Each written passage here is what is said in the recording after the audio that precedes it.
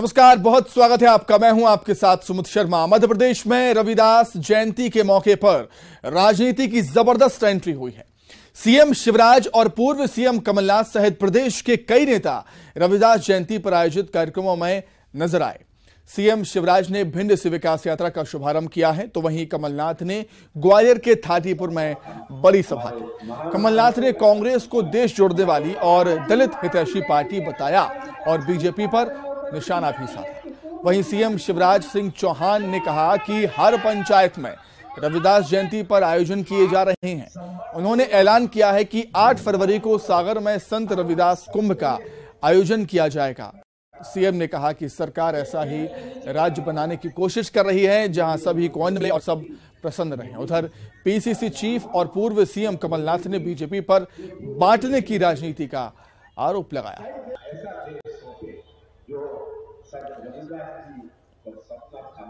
हमारे महान संतों का सपना था, हमारे महान महाराज की जयंती के अवसर आए। आज संत रविदास जयंती है।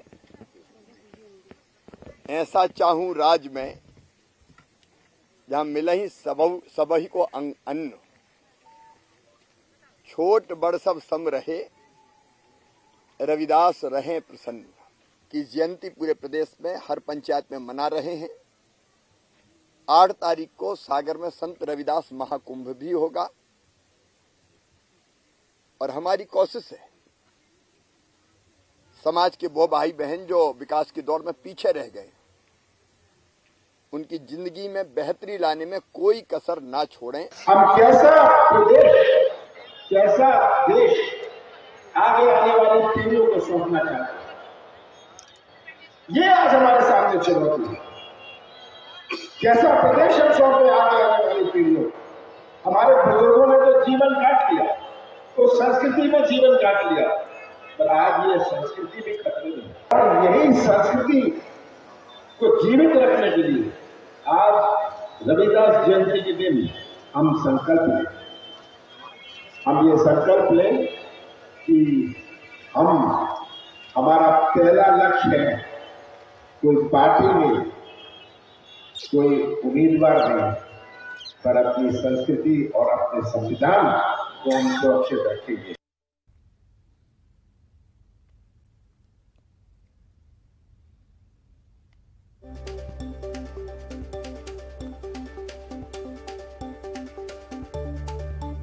तो संत रविदास जी की जयंती पर किस तरह की सियासत हो रही है, क्या कुछ आरोप प्रत्यारोप लगाए जा रहे हैं मध्य प्रदेश में, वो हम समझने के लिए सीधे राजधानी भोपाल का रुख कर लेते हैं। मनोज राठौर इस समय हमारे साथ जुड़ गए हैं राजधानी भोपाल से लाइव। मनोज, संत रविदास जी की जयंती पर हर कोई उनको आज याद कर रहा है, नमन कर रहा है। राजनीतिक एंगल से मैं बात करूं तो राजनीतिक पार्टियों के लिए मौका भी था, दस्तूर भी था, क्योंकि ये चुनावी साल। जी बिल्कुल, क्योंकि 2023 का विधानसभा का चुनाव है। ऐसे में कोई भी मौका दोनों ही पार्टी नहीं छोड़ना चाहती। यही कारण है कि कांग्रेस का एक बड़ा कार्यक्रम जो है इस मौके पर ग्वालियर में है। इसके अलावा लगातार मुख्यमंत्री शिवराज सिंह चौहान ग्वालियर में मौजूद हैं। वो भी एक कार्यक्रम में लगातार अपनी बात और सरकार किस तरीके से एक वर्ग के लिए हमेशा से काम करती हुई नज़र आ रही है, इस तरीके की बात उन्होंने अपने संबोधन में बताई। हालांकि इस बीच में ज्योतिराज सिंधिया का गढ़ क्योंकि कहा जाता है ग्वालियर चंबल, हालांकि कई बड़े नेता सिंधिया के अलावा भी वहां से आते हैं। नरेंद्र सिंह तोमर की बात करें या फिर दूसरे बीजेपी और कांग्रेस के नेता। हालांकि सिंधिया ने जो कांग्रेस का एक बड़ा आयोजन था उस पर निशाना साधा और उन्होंने कमलनाथ और दिग्विजय सिंह को लेकर कहा कि वो ग्वालियर और चंबल में आए, उनका स्वागत है, लेकिन वो ग्वालियर और चंबल के मेहमान है। क्योंकि 2018 के चुनाव की बात करें तो ग्वालियर और चंबल का जो सीटें थी वो काफ़ी महत्वपूर्ण थी। हालांकि जो हवा बनी थी वो कांग्रेस के पक्ष में बनी थी और बड़ी संख्या में सीटें वहां से कांग्रेस लेकर आई थी। लेकिन जिस तरीके से सरकार बदली और बीजेपी ने फिर से सत्ता को हासिल किया और लगातार वहां पे उपचुनाव में बड़ी संख्या में फिर से सीटों को कांग्रेस से छीना, तो ये कहीं ना कहीं अब 2023 के चुनाव में जो फॉर्मूला है वो फॉर्मूले के तहत अब बीजेपी और कांग्रेस दोनों ही पार्टी काम कर रही। लगातार रविदास जयंती पर जिस तरीके की सियासत की जा रही है बीजेपी की तरफ से बताया जा रहा है, खुद मुख्यमंत्री शिवराज सिंह चौहान ये कह रहे हैं कि जो पिछला तबका है उसको उस तक पहुंचने की जो प्लानिंग है वो बीजेपी की किस तरीके से, हालांकि कांग्रेस यहाँ पे ये आरोप लगा रही है बीजेपी पर कि बीजेपी लगातार बांटने की राजनीति करती है, लोगों में बंटवारे की राजनीति करती है। हालांकि सिंधिया ने जरूर तंज इस दौरान कसा। तो काफ़ी महत्वपूर्ण जो ग्वालियर चंबल का जो संभाग है जहाँ पे कई विधानसभा सीटें हैं और वहां पर फिर से अपनी मौजूदगी दर्ज कराने के लिए ये एक बड़ा मौका है। यही कारण है कि बीजेपी लगातार रविदास जयंती को पूरे मध्य प्रदेश में मना रही है और कांग्रेस भी कहीं ना कहीं इस जयंती पर लगातार वोटरों को लुभाने की कोशिश कर रही है। ठीक है मनोज, बहुत शुक्रिया मनोज आपका जुड़ने के लिए और तमाम चर्चा के लिए। आगे बढ़ते हैं। सीएम शिवराज लगातार कमलनाथ से सवाल पूछ रहे हैं। उन्होंने कहा कि कांग्रेस के झूठ को उजागर करने के लिए मैं अभियान चला रहा हूं और रोज सवाल पूछ रहा हूं पर वो जवाब नहीं दे रहे। उन्होंने आज फिर कमलनाथ से सवाल किया और कहा, कमलनाथ जी, मेरा खत मेरा तालाब योजना में कहा था आपने कि भूजल स्तर को बनाए रखने के लिए रियायती दरों पर बैंक से लोन कर्ज उपलब्ध कराएंगे, पर किसी को लोन उपलब्ध नहीं करवाया गया। कमलनाथ जी इस सवाल का जवाब दें। मैं कांग्रेस के झूठ को लगातार उजागर करने का अभियान चला रहा हूं और इसलिए सवाल पूछ रहा हूं। अब उनका झूठ अपने आप इसी बात में सिद्ध हो जाता है कि वो जवाब नहीं दे रहे हैं और इसलिए मैं आज फिर पूछ रहा हूं। कमलनाथ जी बताएं कि आपने मेरा खेत मेरा तालाब योजना में कहा था ग्रामीण क्षेत्रों में भूजल स्तर को बनाए रखने के लिए रियायती ब्याज दरों पर बैंक से ऋण उपलब्ध कराएंगे, लेकिन किसी को भी रियायती ब्याज दरों पर ऋण नहीं दिया गया। आपके वादे का क्या हुआ कमलनाथ?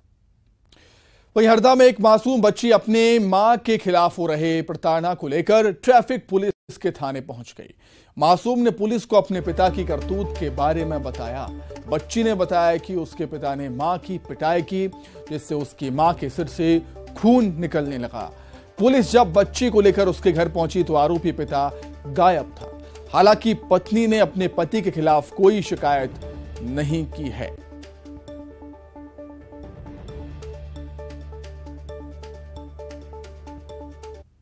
सर, मेरे पति है ना, मुझे हमेशा मारते ठोकते हैं, हमेशा जरा सी बात पे लड़ते झगड़ते हैं। वो पी खा के मारते हैं तो मैं भी कुछ बोलती हूँ, लेकिन वो मुझे है ना मारते हैं, रात में घर से बाहर निकालते हैं, गला दबा देते हैं, हाथ मोड़ देते हैं। आज क्या हुआ?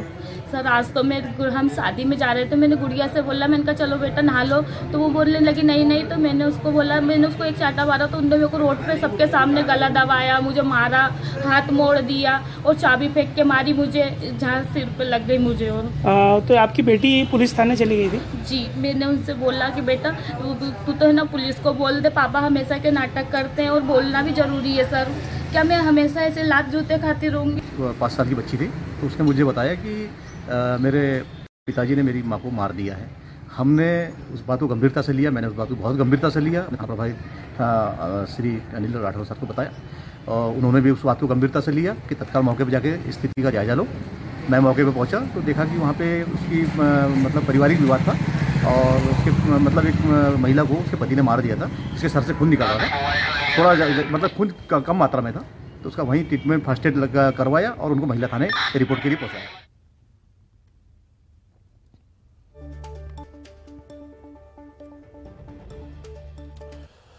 तो आखिर पूरा मामला है क्या, उसे समझने के लिए सीधे हम हरदा का रुख कर लेते हैं। हमारे सहयोगी प्रवीण तंवर हरदा से जुड़ गए हैं लाइव।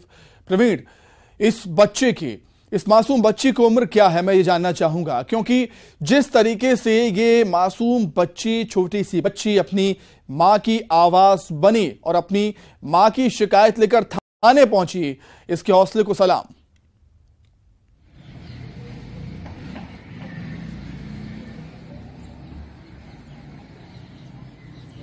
प्रवीण, मेरी आवाज आप तक पहुंच पा रही है क्या?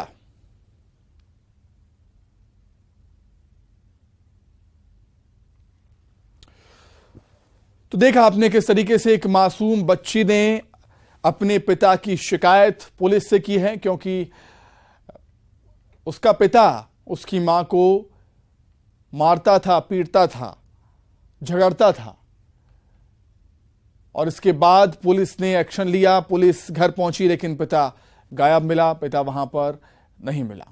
हरदा में एक मासूम बच्ची अपने मां के खिलाफ हो रही प्रताड़ना को लेकर ट्रैफिक पुलिस के थाने पहुंची थी। इस मासूम बच्ची ने पिता को अपने पिता की करतूत के बारे में बताया कि उसके पिता ने मां की पिटाई की, वो अक्सर ऐसा करते हैं। और बच्ची की बात को सुनकर पुलिस जब उसके घर पहुंची तो आरोपी पिता वहां पर नहीं मिला। हालांकि महिला भी अब मीडिया के सामने आई हैं, उन्होंने भी कहा है कि उनके पति उनसे मारपीट करते हैं। हरदा से प्रवीण तंवर हमारे साथ जुड़ गए हैं लाइव इस समय। प्रवीण, मैं जानना चाहूंगा इस मासूम बच्ची की उम्र क्या है, क्योंकि जिस तरीके से अपनी मां की आवाज बनी है, अपनी मां की शिकायत लेकर ये थाने पहुंची है, इसके हौसले को सलाम।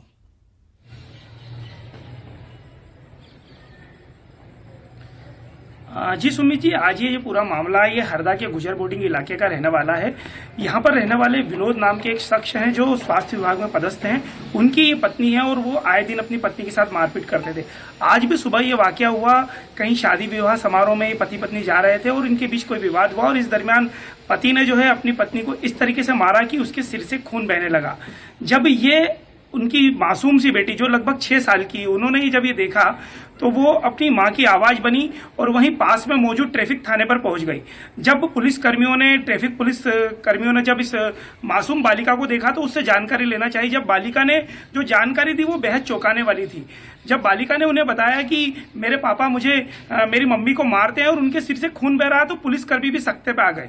तुरंत उन्होंने सिटी कोतवाली थाना पुलिस को सूचना दी। वहां से एएसआई संजय ठाकुर वहां मौके पर पहुंचे और बालिका को लेकर जो है उनके घर पहुंचे। लेकिन तब तक जो पिता था, जो निर्दयी पिता था, जो बेरहम पिता था, वो वहां से फरार हो चुका था। पुलिस ने जो है प्राथमिक उपचार किया महिला का और उसे लेकर जो है महिला थाने आई। लेकिन यहाँ पर महिला ने अपनी सहृदयता दिखाते हुए अपने बेरहम पति के खिलाफ मामला दर्ज नहीं कराया। यहाँ पर निश्चित तौर पर जो पुलिसकर्मी है उनकी भी तत्परता बिल्कुल दिखाई पड़ रही कि जिस तरीके से उन्होंने एक मासूम बच्ची की बात को जो है गंभीरता से लेकर। ठीक है प्रवीण, बहुत बहुत शुक्रिया आपका जुड़ने के लिए और तमाम जानकारी के लिए। आगे बढ़ते हैं। शहडोल में 2 मासूमों की मौत के बाद अब जिला प्रशासन एक्शन में आया है। शुरुआती जांच में मैदानी स्तर पर लापरवाही की बात सामने आ रही है। इस मामले में कठौतिया और समातपुर गांव में तैनात आशा कार्यकर्ता और आशा सहायिकाओं की सेवा समाप्त कर दी गई, जबकि सिंहपुर बीएमओ वाई के पासवान को नोटिस भेजा गया है। सीएचओ समेत अन्य मैदानी स्तर के अफसर और कर्मचारियों का भी तबादला किया गया। वहीं बाल कल्याण समिति की टीम ने भी प्रभावित गांव का दौरा किया। दरअसल शहडोल में दागना कुप्रथा की वजह से 4 दिन में 2 मासूम बच्चियों की दर्दनाक मौत का मामला सामने आ चुका है। बीमार बच्चियों को इलाज के नाम पर गर्म सलाखों से दागा जाता है। ये कुप्रथा और अंधविश्वास यहाँ के आदिवासी इलाकों में चलन में है। इस कुप्रथा का सबसे ज्यादा खामियाजा नवजात शिशुओं को भुगतना पड़ रहा है। इस मामले में न्यूज़ 18 लगातार प्रमुखता से इस खबर उठाता आ रहा है और इस मामले को भी उठाता आ रहा है, जिसके बाद अब प्रशासन एक्शन में आया।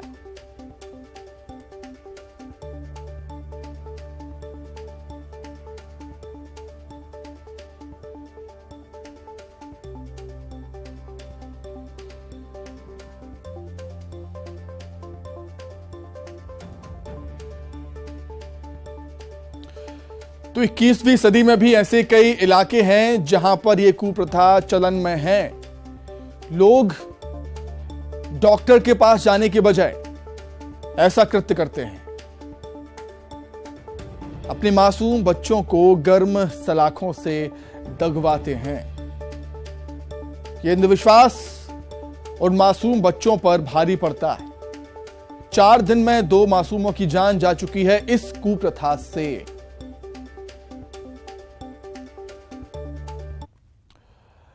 आगे बढ़ते हैं ग्वालियर से बड़ी खबर, जहां किन्नरों के दो गुटों में भिड़ंत हो गई। बीच बाजार किन्नरों में संघर्ष हुआ। एएसपी दफ्तर के बाहर सड़क पर किन्नर गुट आपस में भिड़ गए।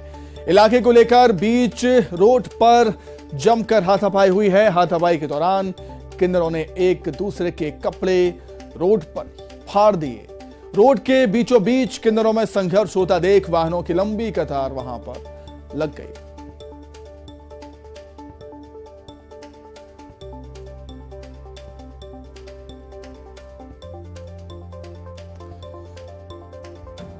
ग्वालियर में दो किन्नर गुटों के बीच में संघर्ष हो गया।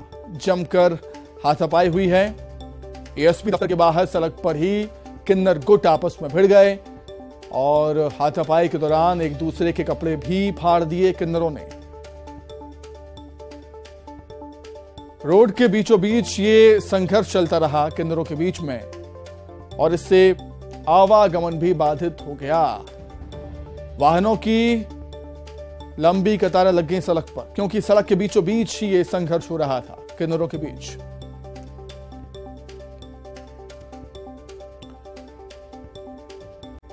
एएसपी दफ्तर के बाहर ही दो किन्नर गुट आपस में भिड़ गए और जमकर हाथापाई हुई। अधिक जानकारी के लिए हम बातचीत करेंगे। संवाददाता सुशील कौशिक हमारे साथ जुड़ गए हैं फोन पर। सुशील, क्या कुछ जानकारी?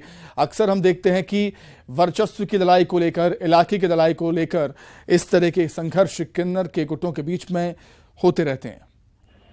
बिल्कुल, देखिए ग्वालियर में भी किन्नरों की ये गुटों के बीच भिड़ंत हुई है। दरअसल इलाके के विवाद को लेकर अक्सर जो है किन्नरों के बीच इस तरह के संघर्ष होते हैं, लेकिन सबसे बड़ी बात यह है कि अब आए दिन सड़कों पर इन किन्नर गुटों के बीच इस तरह के विवाद होने लगे हैं। ये कल शाम में ऐसा एक विवाद है जहां एडिशनल एसपी के दफ्तर के बाहर सड़क पर ही दो किन्नर गुट भिड़ गए। दरअसल इन किन्नर गुटों में इसी बात को लेकर लड़ाई हुई थी कि एक गुट दूसरे गुट के इलाके में मांगने के लिए चला गया था, उस इलाके में प्रवेश कर गया था और यही वजह कि दूसरा जो किन्नर गुट है जो अपने इलाका होने का दावा करता है, उस गुट के लोग पहुंचे और उसके बाद सड़क पर इनके बीच जमकर मारपीट हुई। इसमें कपड़े भी फाड़ दिए गए। हालांकि बाद में ये मामला किसी तरह से शांत हुआ।